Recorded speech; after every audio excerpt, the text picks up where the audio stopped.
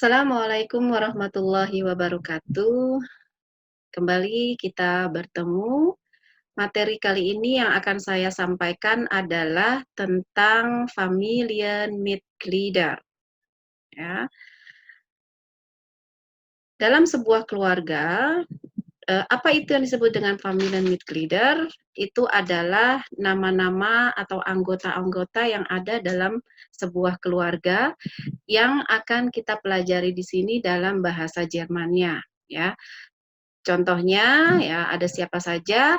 Pertama adalah ada der Vater. Ya, der Vater itu artinya adalah ayah, ya. Das ist der Vater. Kemudian selain ayah atau Vater tadi, ada yang berikutnya adalah Mutter. Die Mutter artinya ibu. Das ist die Mutter. Ya. Kemudian setelah ayah, ibu, also der Vater, die Mutter, kemudian ada yang disebut die Kinder. Ya, ada yang kita sebut die Kinder. Anak-anak ya, die Kinder. Artinya adalah anak-anak. Das sind die Kinder. Ya, ada 3 anak di sana.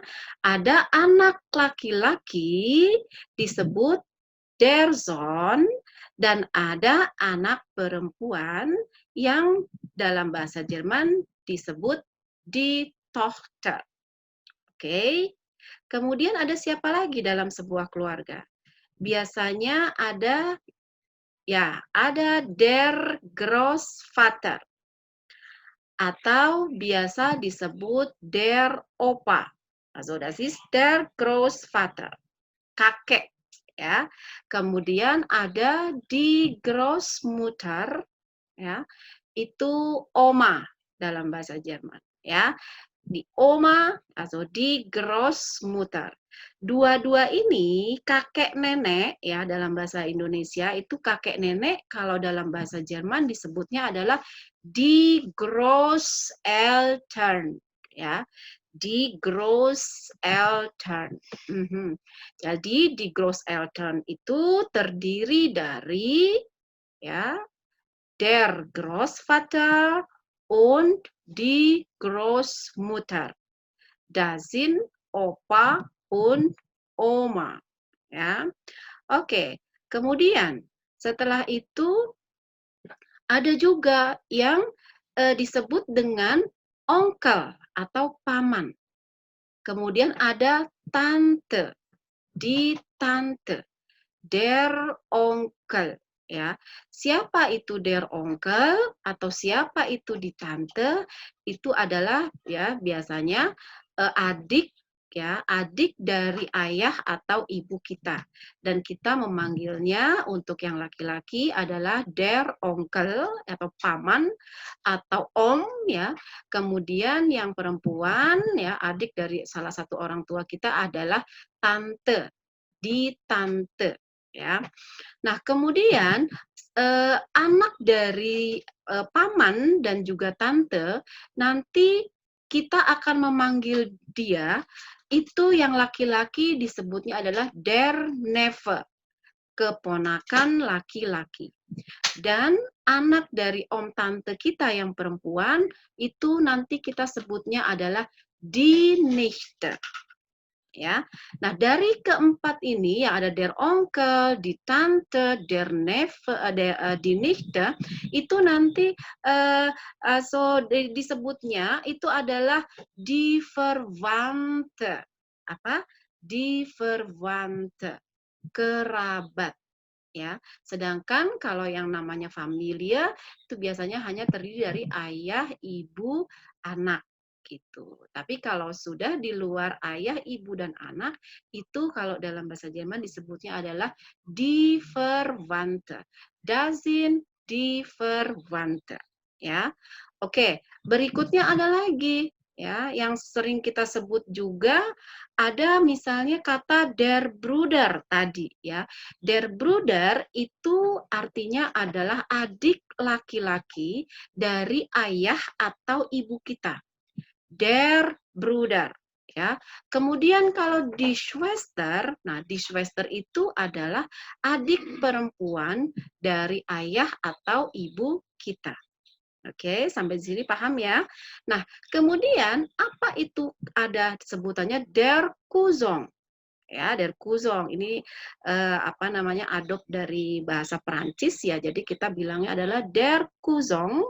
Nah, ini artinya adalah sepupu laki-laki. Kemudian kalau sepupu perempuan, nanti kita sebutnya atau di dalam bahasa Jerman disebutnya adalah die Cousine. Ya. Nah, kemudian ada lagi bagian keluarga, bagian dari anggota keluarga yang disebut dengan die Enkelkinder. Apa itu die Enkelkinder? Itu artinya adalah cucu. Die Enkelkinder. Nah, kemudian cucu itu kan ada yang cucu laki-laki dan ada yang cucu perempuan. Nah, kalau yang cucu laki-laki disebutnya adalah der Enkel. Ya, saya ulangi, der Enkel.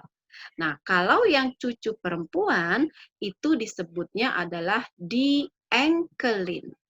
Oke, sampai sini paham ya? Nah, kemudian ada lagi ya, nanti yang disebut dalam sebuah keluarga itu ada yang disebut der atau die Schwieger. Maksudnya gini nih. Ini di sini saya kasih tanda strip ya.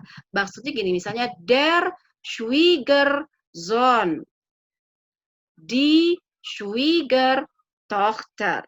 Apa itu der Schwiegersohn?